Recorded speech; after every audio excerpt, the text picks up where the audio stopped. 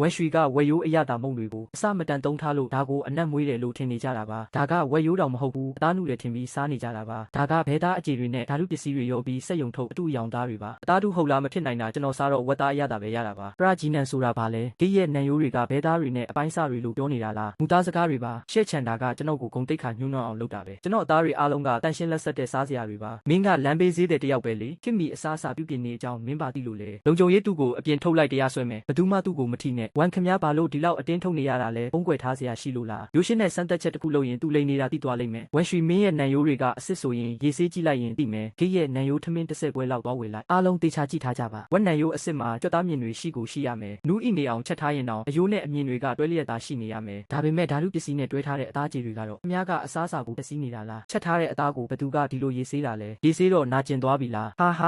ဒါကဘာဖြစ်တာလဲအသားတွေကကြေမွသွားပြီအယိုးမပါတာမဆန်းတော့ဘူးဒါကအသားပိုင်းစားတွေကိုကော်နဲ့ကတ်ထားတာပါဒါကဘဲသားအခြေတွေပါကုန်ကြစိတ်လည်းအများကြီးမရှိဘူးဝမ်ရွှေကအသားကိုအတုဖန်တီးပြီးနံရိုးပုံစံသွင်းထားတာပါအရသာမကောင်းတာတွေကိုစားနဲ့ဝယ်ရိုးအရသာမုံတွေတုံးပြီးပုံထားတာပါခင်ဗျားတို့စားမိတာကအမိုက်တွေပါငွေပြန်အမ်းပေးပါဒီလူတွေကသူတပားအသက်ကိုမငဲကြဘူးကျွန်တော်နှစ်ပွဲတောင်စားမိလိုက်တာပိုက်စေးရတော့မှာပဲအေးဆေးနေကြပါဒီပစ္စည်းတွေကသုံးလို့ရတဲ့အရာတွေပါခွင့်ပြုချက်အတိုင်းပဲသုံးတာပါအမျက်လိုချင်တဲ့စက်ယုံတွေကအမြဲပြောနေကြစကားတွေပါဝမ်ရွှေခင်ဗျားကဈေးသက်တာကိုပဲပြောနေတာအစားအစာရဲ့အခြေခံချက်ကိုမေ့နေပြီဒါကဝက်သားစစ်ပါအရသာမုံလုံးဝမပါဘူးစားနဲ့စီနည်းနည်းလေးနဲ့တင်အရသာရှိပါတယ်မြည်ကြည့်လိုက်ပါငငယ်ကအမေချက်ပေးတဲ့အရသာအတိုင်းပဲအရန်ကောင်းတယ်ကျွန်တော်ကိုလည်းတပွဲပေးပါကျွန်တော်ကိုလည်းပေးပါတိုးမနေကြပါနဲ့ဒီနေ့စုရဲ့မိဖို့ချောင်က9000ပွဲခမဲ့ကြွေးတာပါကြမ်းကြမ်းမြို့မှာအရေးသွေးဆိုတာဘာလဲဆိုတာပြတ်တာမှာပါအန်အောစရာပါပဲစုရဲ့ဝက်နံရိုးဟင်းရီကအစ်စ်ပါပဲဒီရဲ့ဆိုင်ကဓာတုပစ္စည်းစက်ယုံပဲရှေ့ချန်ခမားနိုင်ပြီလို့ထင်နေလားဒီလိုလုပ်ရက်တွေကဘာအကျိုးရှိမှလဲခမားရဲ့ကုန်ကြစရိတ်တွေကအများကြီးလေဘယ်သူမှမဝယ်နိုင်ဘူးပါဇက်ပိတ်ထားလိုက်မြည်ကြည့်ပါဝမ်ရွှေခမားလဲစပုံမှုတယောက်မဟုတ်လားအခုတော့ဟင်းရီတစွန်းတောင်တောက်ဖို့ကြောက်နေတာလားခမားကိုအမှန်တိုင်းတက်တည်ပြမယ်ဒီလိုအရေးကျဲ